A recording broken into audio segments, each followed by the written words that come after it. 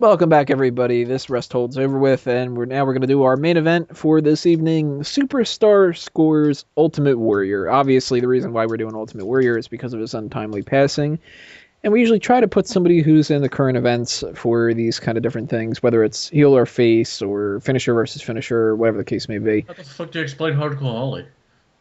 Oh, that was Well, just, we were talking a lot about him, and what the fuck? Every once in a while, you got to throw out like a Bob Holly or Buff Bagwell. Buff Bagwell or something like that. We will eventually do Superstar Scores Buff Bagwell, by the way. Saving that for like a really good one. A slow news day, basically. Yeah. Someday where we can't figure out shit to do. There's like a pay-per-view that you can't build something around, no Money in the Bank or anything like that. Another battleground or whatever that Payback. portion of a pay-per-view was. Something Money in the fucking winkers. Money in the Wunk.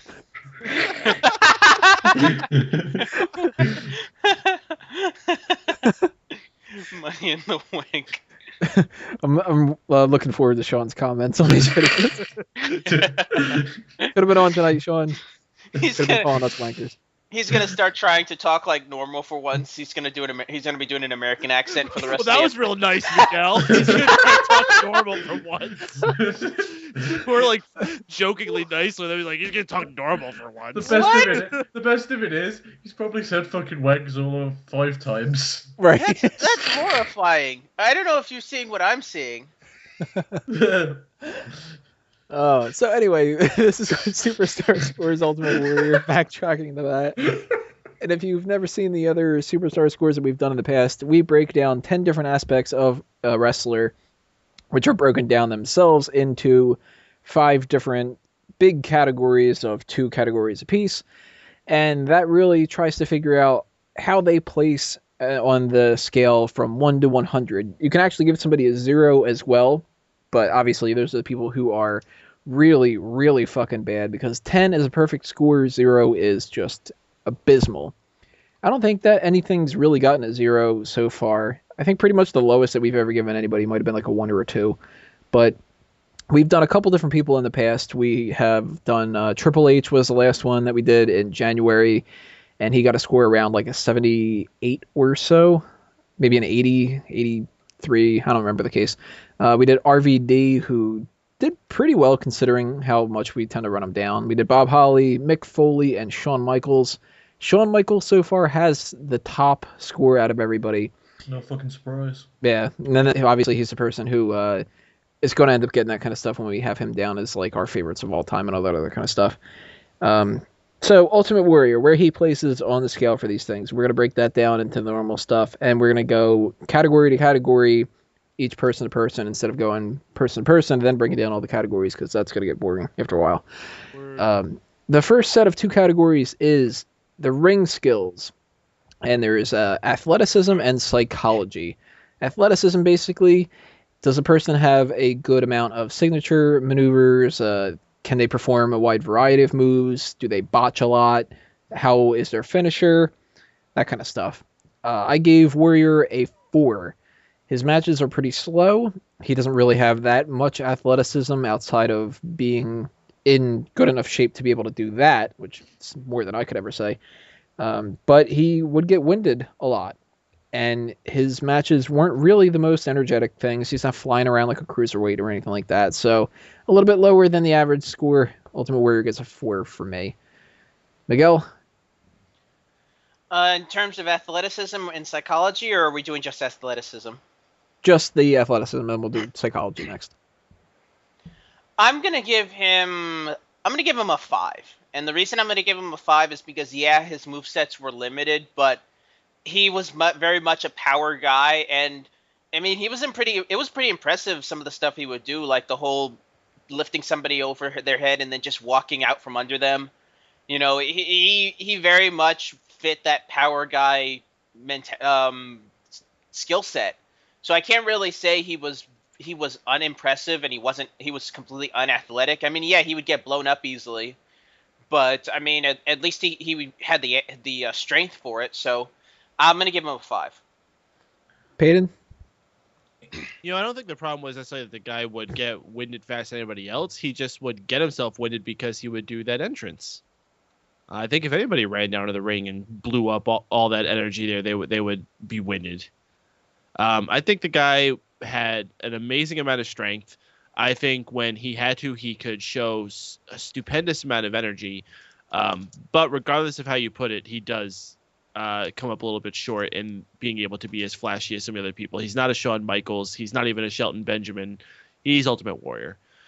So his athleticism falls much more on his strength than it does on like balance or anything else like that. So I am also just going to give him slightly below the 5 with a 4. Way to go.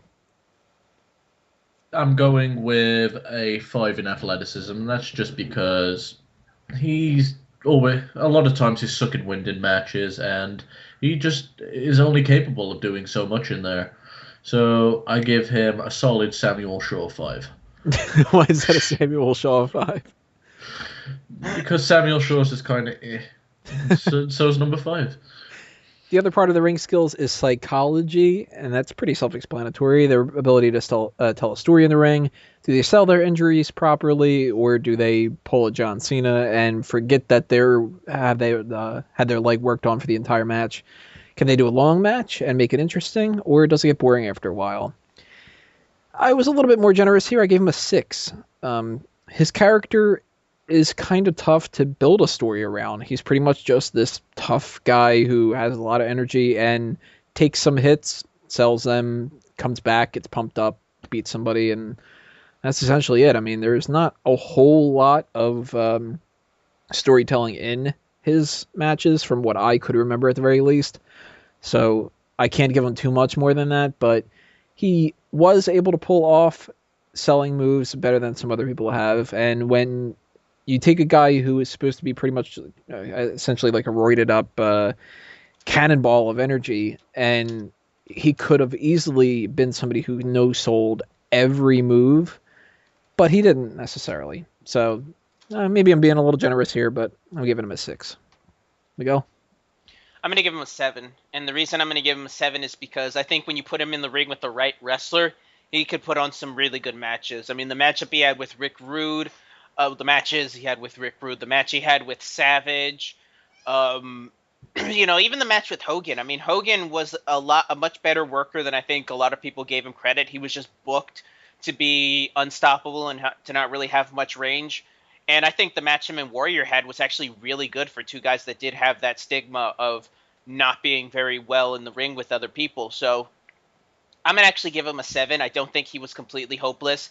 And in terms of even the matches where maybe he was working with somebody lesser than, he wasn't working with somebody who could really be a ring technician, he was able to work with the crowd. He was able to react and do moves based on the crowd's reactions. He could get the crowd hot, basically. So I don't think he was completely devoid of in-ring ability or psychology. I just think he's not a Rick Rude. He's not a Jake Roberts. Going back to some more contemporary comparisons, he's not that type of a wrestler. He's a showman. Peyton?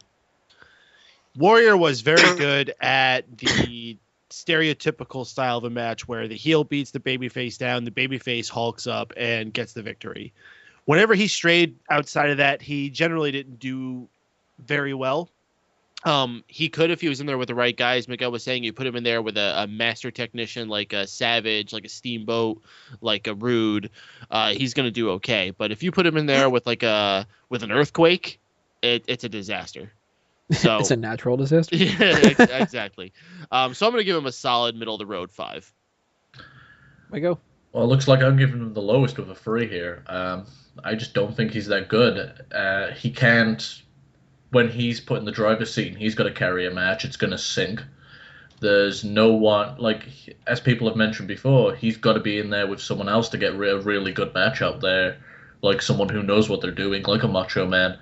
When it's all on him, it goes to shit. And outside of do the fire up at the start of the match, take the heat from the heel, and then fire back up for the comeback, he can't do much outside of that. And for me, that gets him a 3 in my book. He's good at what he can do, but he really doesn't have much outside of his moveset down.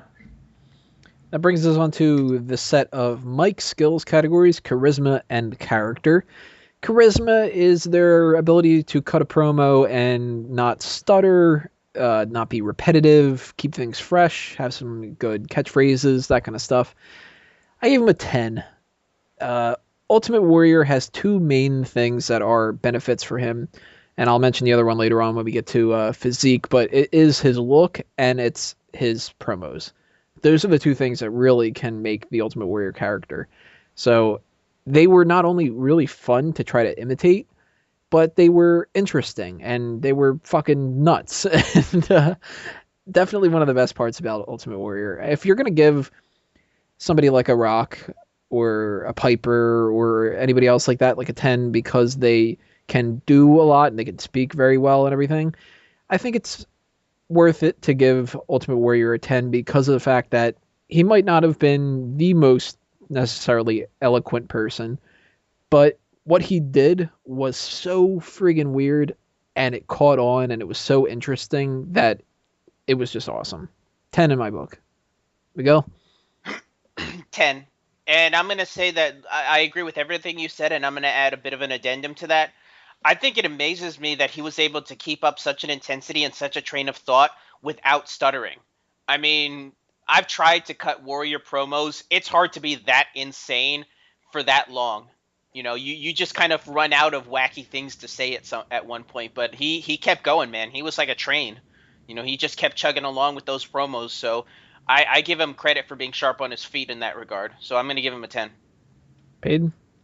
I am going to also give him a 10. There's no one, I think, that could talk as wildly like that and captivate people the way he did. So much energy, so much unique use of words that guy had.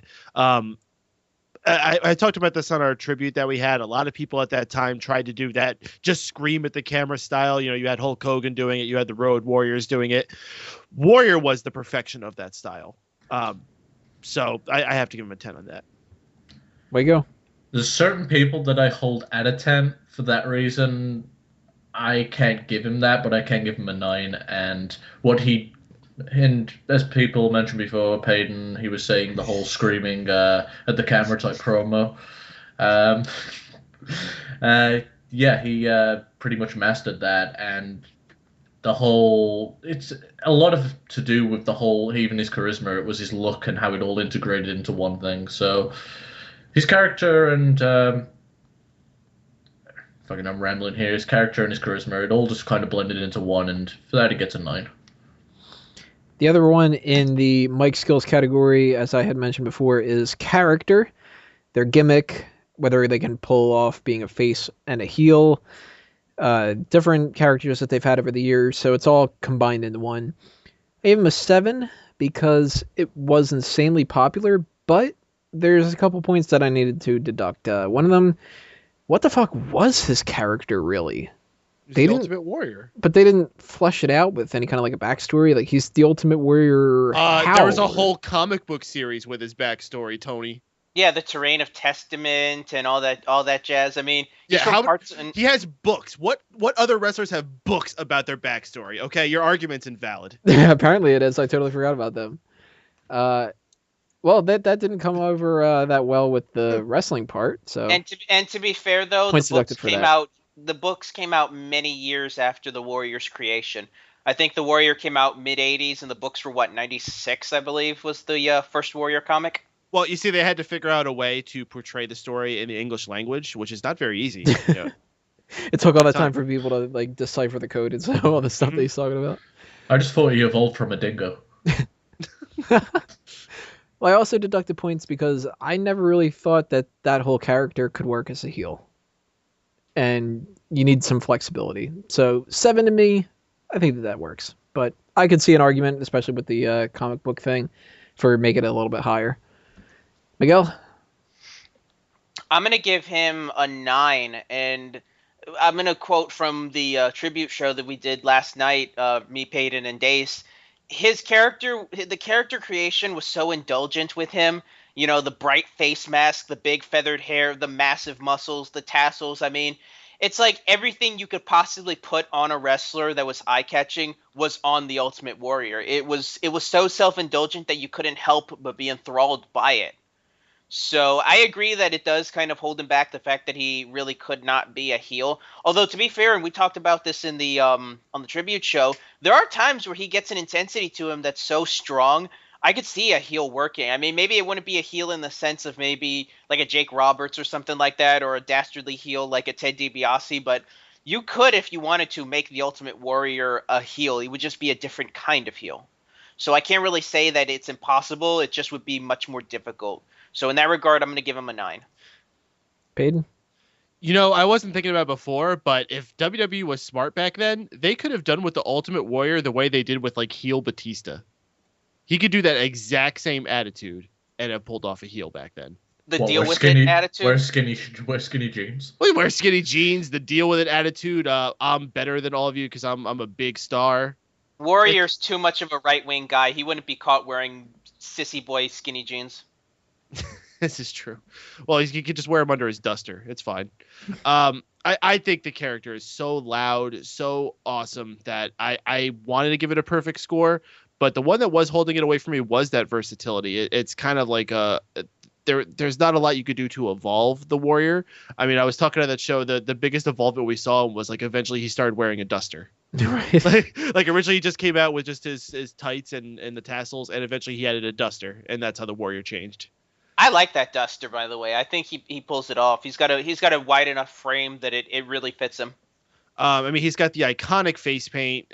There's not much. I want to say there's no one else who looks like the Warrior, but then I think of the Texas Tornado and Renegade, and yeah, there's a lot of people who tried to be the Warrior, but they failed. There's only one Warrior Nation.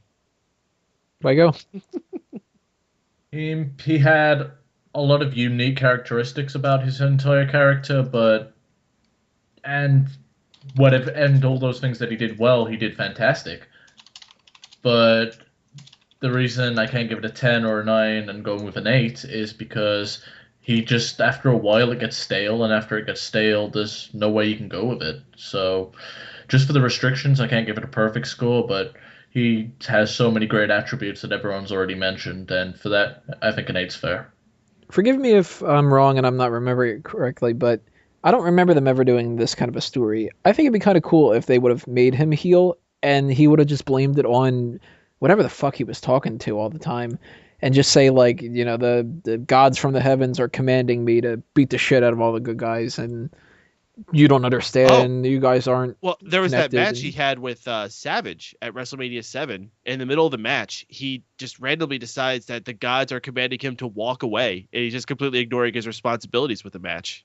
Yeah, why not take that to the next level and make him go bad? And well, the reason why is because all these things that are controlling his brain or whatever the fuck they're doing, these aliens are telling him that that's what they want him to do, and he's being a bad guy for that. And then eventually you turn him back to a babyface, and he, you know, kind of pull like a Hulk Hogan kind of thing. Hey, Warrior, act like a fucking worker. Next group is appearance, physique, and entrance. Physique, I don't need to really explain that, do I? 10. I think we could all agree it's a 10. Yep, Yeah. 10. That's a pretty simple one, isn't it? You look at that guy, that's a 10 for fucking... Might as well have called him the ultimate beefcake. Then they could have been in a tag team with Brutus Beefcake. They could have been the ultimate wanker. They could have been a 2-layer beefcake. But yeah, definitely a 10. I want somebody to Photoshop that now. That's up to you guys. Do a 2-layer beefcake. Get on that shit. Hey, did everybody lose the call like I just did? You might have, but everything sounded fine for me. Oh, all right. Maybe that was just my end. Wanker. The stars from the heavens coming down and trying to get rid of this call because we're cashing in on 2-layer beefcake. So we're all in agreement. 10 for physique, or does anybody have a different one? Nope. Awesome. Entrance, 11. Music, pyro, taunts that they do, actions they make to make the crowd get along with it, and everything like that. I gave it an 8. Music got you pumped up. He bolted to the ring, shook the ropes. That got people excited. Fun to imitate. Really cool. Not perfect in my book. I still give Undertaker a 10, and I hold everybody to that standard. I almost gave this a 9, but for some reason I just felt like I needed to give it an 8. And I really don't have too much of a justification why. Miguel? I'm gonna give him a 9 only because I just realized that he doesn't have pyro, and if there's one person that could have used pyro, it could have been him. He had You know, pyro. he Not had all pyro. the time. They just didn't have that much pyro back then. I'm pretty sure that the Ultimate Warrior was the first person to ever have pyro. And I can't confirm that, but I think it was when he came out and he had that sort of thing kind of like Fandango has where it was in the shape of his face paint. I'm pretty sure that was the first case of a wrestler coming out with entrance pyro. In that Yeah, case, but he didn't have Drew White promo with a doo-doo. No. in that case, I'll go with a 10 then. Because, I mean, yeah, he just was such a ball of energy, and that music was just so perfect. I mean, once he came out there, it was just it was just all in. You know, it was all fire, all intensity. So I got for that in that regard, it doesn't have the pomp and circumstance of an Undertaker entrance, but keep in mind Undertaker didn't always have that entrance. You know, there are times in his career where he's just walked out. You know, he didn't have the giant, you know, all the guys in the robes and all the pomp and circumstance. Like, you can't really hold him to that much of a standard because his most memorable moments are for like WrestleMania. But I'm gonna give him a 10. Peyton? Yeah, I'm going to give him a 10 as well. I mean, Undertaker's entrance is just a sight to behold, but that doesn't mean that's the only one you can give a 10.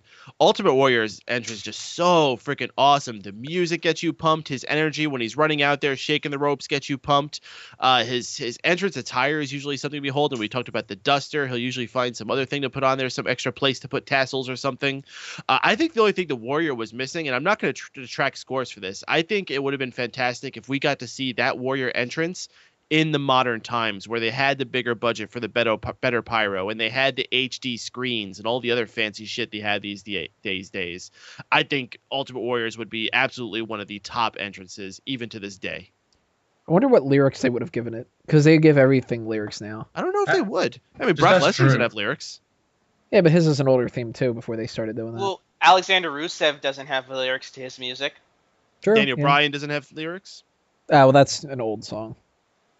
Yeah, they don't do it with everybody, but I could see them doing Wade that. Barrett technically doesn't have lyrics. I mean, he has Yeah, God he Save does, the yeah. Queen and Boom. boom. Just boom 100 times. That's all he needs. You know, if it was the modern era, I'm sure they would take the old Warrior theme and give it to like Downstate or somebody and just do like some type of rock remix of it, like a modern rock remix or something. Maybe throw some dubstep in there. Yeah. Oh my god, if fucking Warrior came out with dubstep and they had like crazy lighting and shit. Imagine that. I bet there's already a Dubstep Warrior on YouTube. There's no way there isn't. Yeah, I'm gonna look for it right now, actually. I'm totally, after we're done recording this episode of Smack Talk, I'm gonna look up mashups with Ultimate Warrior's theme. So, Peyton, what was your score again? I'm giving him a 10. You gave him a 10? Alright, Wago? I'm kind of in the same boat as you, Tony, where I hold Undertaker at a 10, but then I hold Shawn Michaels at a 9, so I find myself giving him an 8. Backstage is the next group. Professionalism and marketability. These are a little bit weird for categories, but they're definitely aspects that come into play with wrestlers. Professionalism is whether or not they are a locker room leader. Do they cause problems backstage? Do they get involved in politics a lot? Screw people over? Only put other people over when they need to? That kind of stuff. And obviously that is a really tough category for us to really judge, but we have to end up giving a rating based off of what we've heard from typical scuttlebutt and rumors and everything else like that. Since we're not there, it's tough, and I really don't know what to give Warrior for that, so I just ended up giving him a 5. I figured it's not a positive score, it's not a negative one.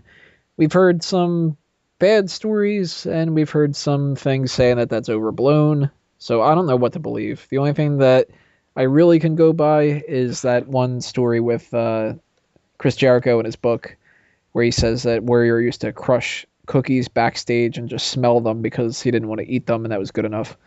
Which is a little awkward, but you can't give points away for that. If anything, you're going to give him points because that's fucking cool. Miguel, what do you think for professionalism? I'm gonna give him a 4 only because you never got the sense from the interviews that I've heard backstage that he was really a guy for the business. He was basically in the business. He was a businessman, but he was a businessman in the sense that he wanted to make money off of it. You know, from a lot of the interviews I've heard, he was very much a loner. He didn't really fall into that whole brotherhood thing that a lot of wrestlers do. And obviously the history of him with Vince McMahon and suing for money and stuff like that. I mean, you can tell he liked what he did, but he came in initially for, it was a job. He came in, did what he had to do, followed orders, and was in it at the end of the day for the money. So in that regard, I'm going to give him a 4. I haven't I haven't heard that many bad things. Like, he wasn't a politician in that regard, but you can tell that he wasn't a wrestling guy. He was there to make money. So I'm going to give him a 4. Peyton? Man, you're not wrong. This is a really tough thing to judge a guy like the Warrior on. There's so much controversy about how he was. Of course, the whole story is about how he separated with WWE multiple times. A lot of he said, she said. Where the truth is, probably somewhere down the middle. Of course, there's no she. He said, I guess I should say. You didn't really hear stories, once again, as you're saying, about him being friends with people, but you didn't hear too many of him having enemies either. I have heard one very charming story about him being friends with somebody.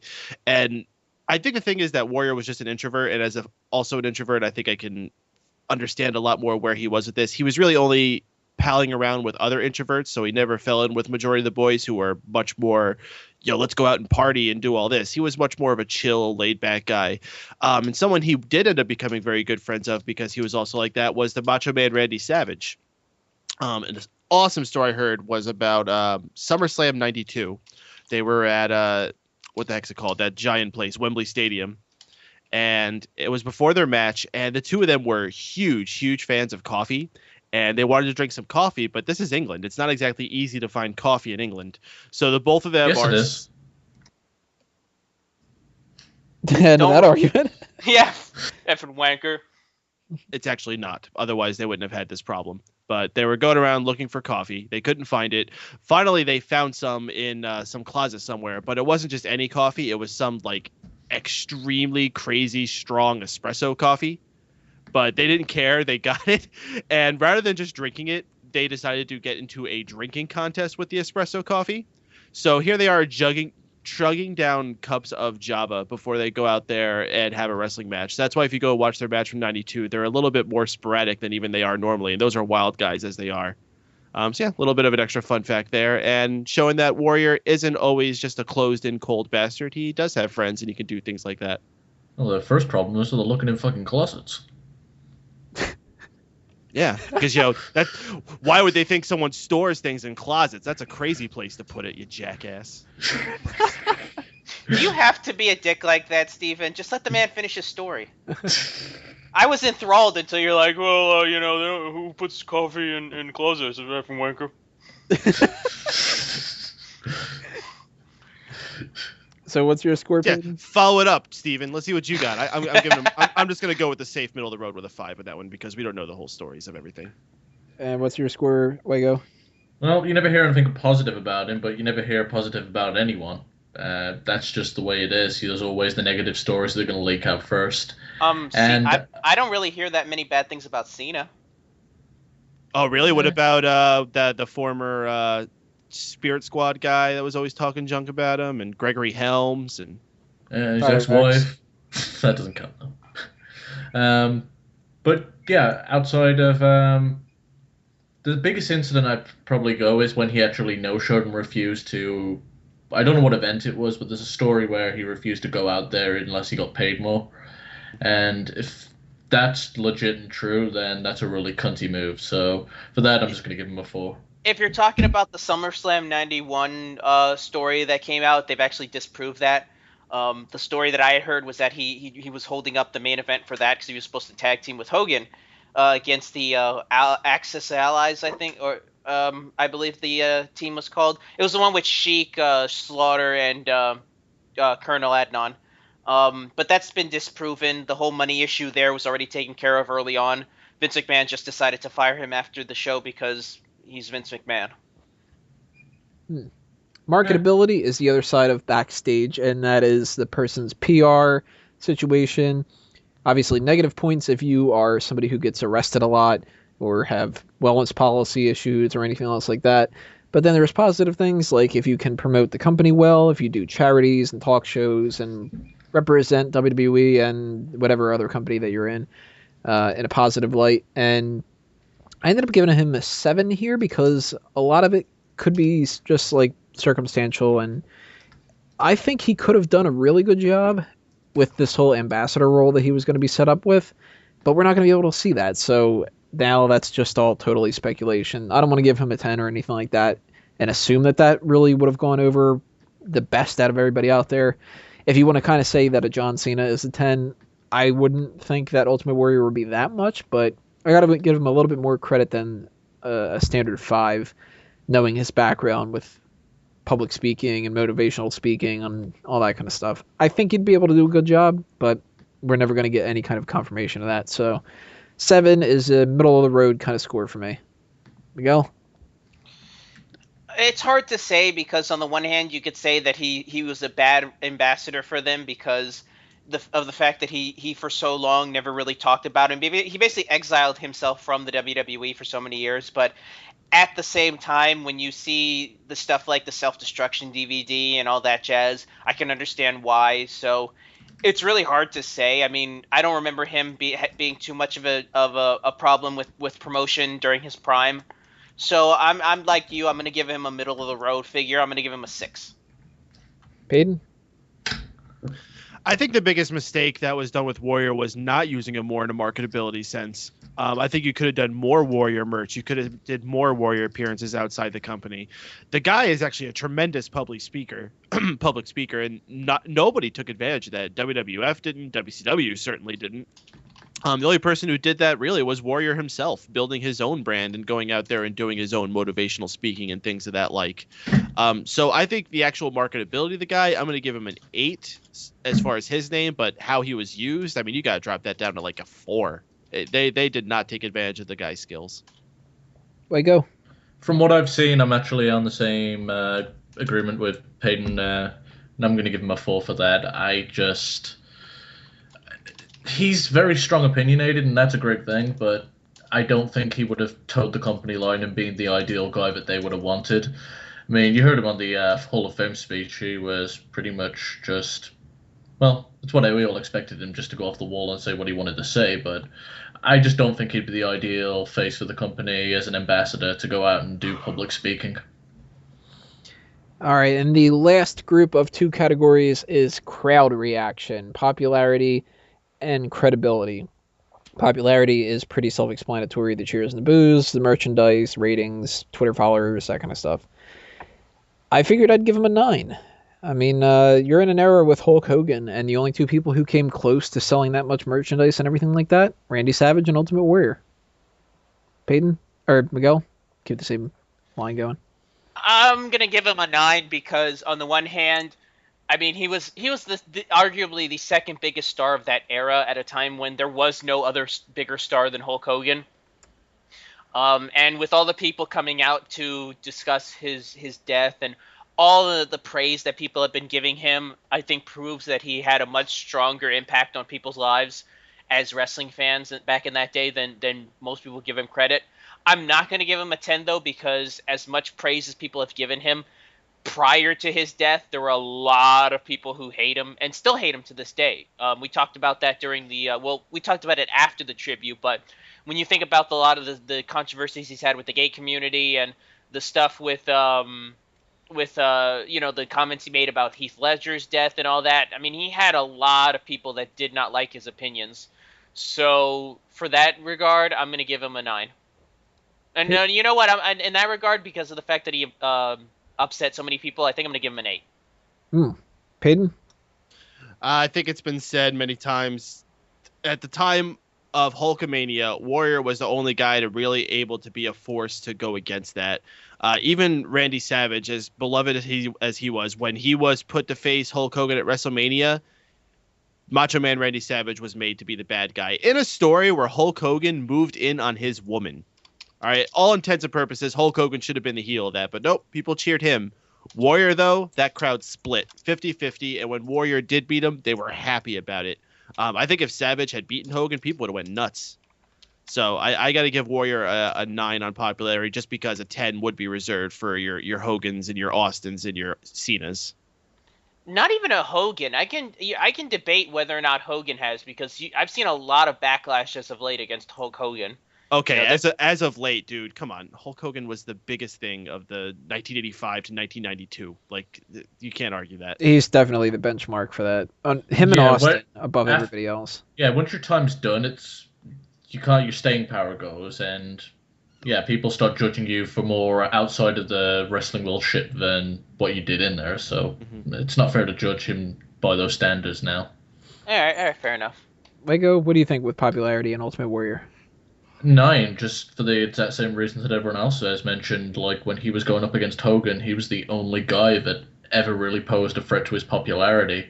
And just because he isn't like a Rock, like an Austin, like a Hogan, I can't put him on that level. So 9, not a 10. And our very last one, credibility. Is this somebody that is a main eventer, future legend, or just a jobber that can't win a damn match? Can you expect to see them win a title at any time? Or would it be a travesty if they ever did win?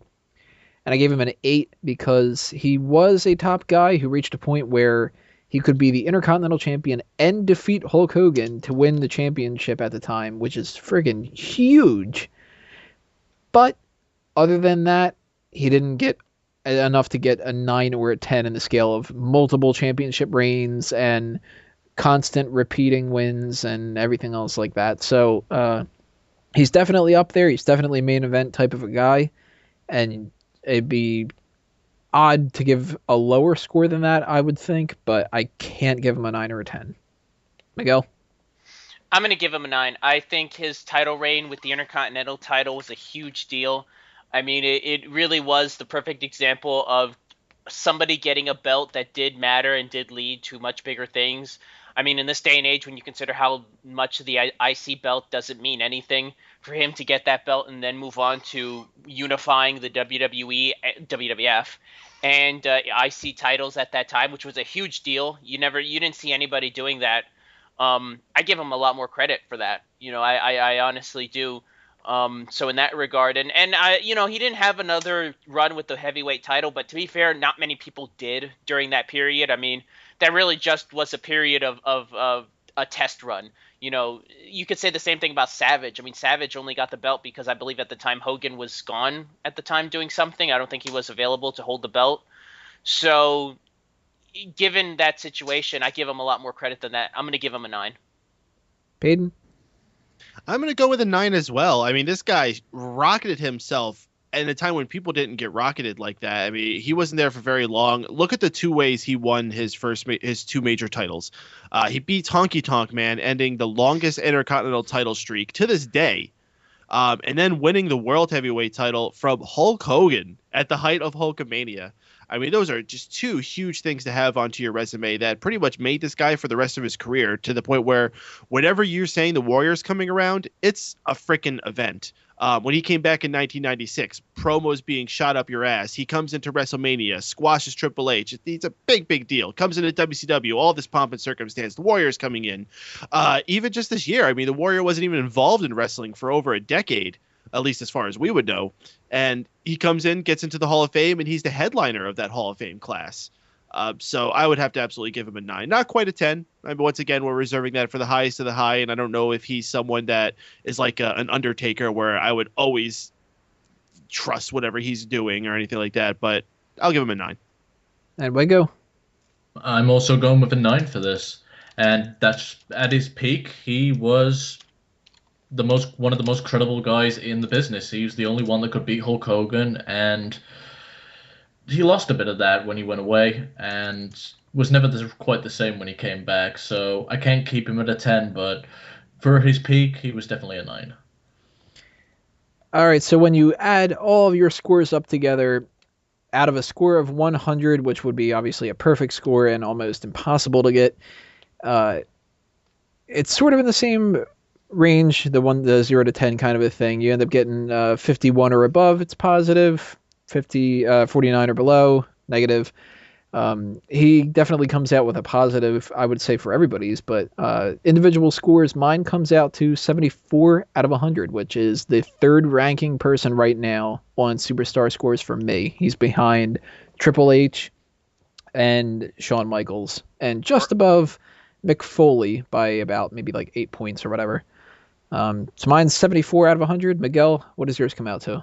Mine is 78 out of 100. I don't know where that ranks with the other guys because I don't think I was there for some of these. I think the only one that I honestly was there for was Bob Holly, and I don't even remember what my score was for that. I think we all kind of came around 60-something for Holly. Which Probably. would make sense. Peyton, what's your score? My overall score for the Ultimate Warrior was 79. As far as where that ranks the other ones, I don't know, but I'm sure it was probably at least about 30 points behind Hardcore Holly, but I don't know. Go back and look at that.